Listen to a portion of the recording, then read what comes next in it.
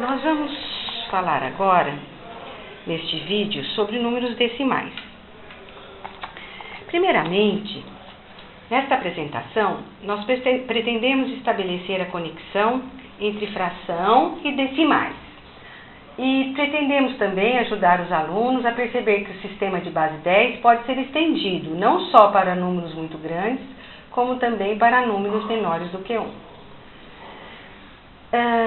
Com alguns modelos que nós vamos usar de recursos, como o papel quadriculado, o material dourado, poderíamos utilizar também a régua de 1 metro, que tem os centímetros e os milímetros marcados, nós podemos promover um contato mais flexível com os decimais para os nossos alunos.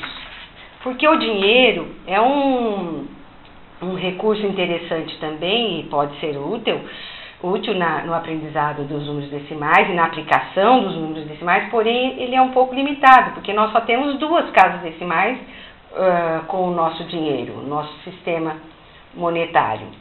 Então nós vamos lançar mão do material dourado, do quadriculado e neste momento vamos desenvolver as nossas atividades. Primeiramente, nós vamos combinar com vocês que nós vamos considerar a placa como sendo a unidade, a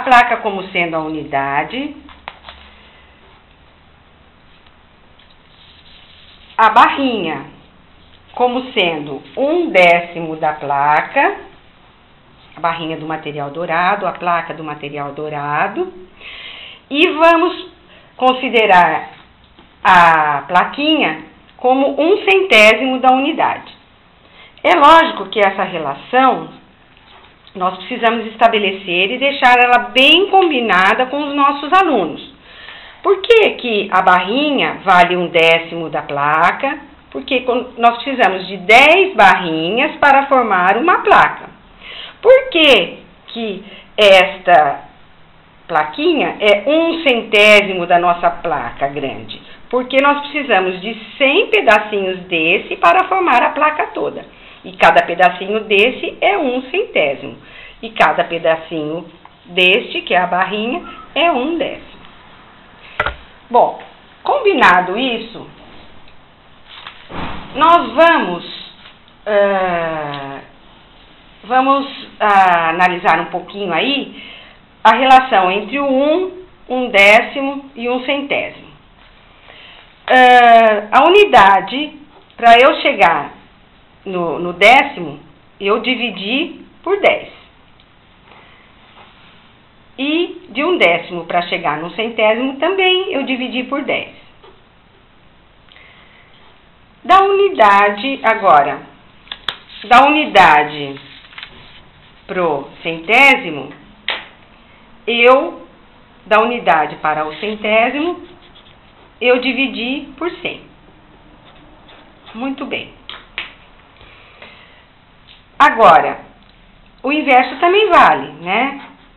Se eu multiplicar 1/100º por 100, eu tenho por 10, ou melhor, multiplicar 1/100º por 10, eu tenho 1/10. Se eu multiplicar 1/10 por 10, eu tenho a minha unidade. Então, se eu multiplicar o meu 100º por 100, eu tenho também a minha unidade.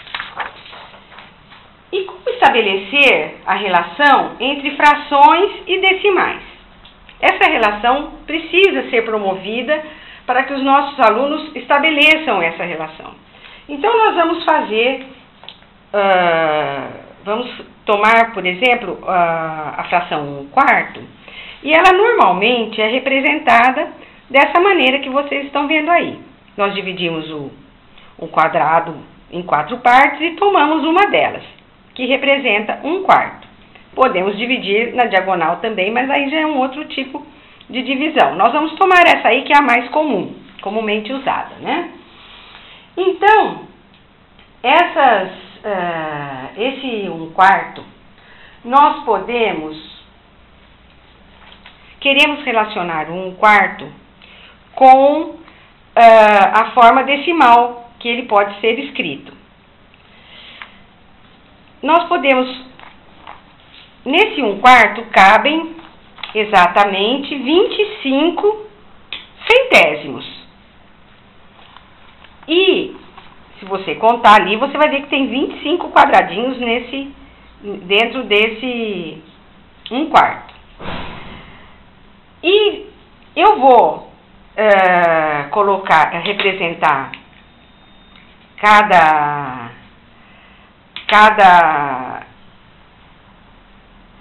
um desses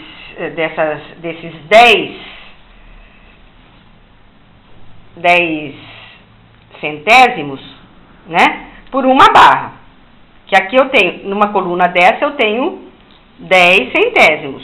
Eu tenho uma barrinha. Mais uma barrinha me dá mais 10 centésimos. Então, eu tenho 20 centésimos.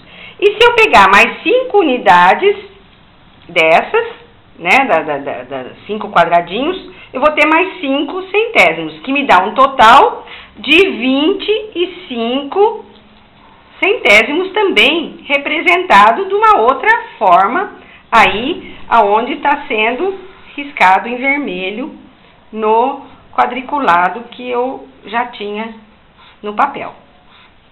Então, vejam, aqui eu tenho 1/4, né? E aqui também em vermelho eu tenho 1/4. Mas esse 1/4, dá para nós enxergarmos que a primeira coluna eu posso escrever como 1/10. A segunda coluna eu posso escrever também como 1/10.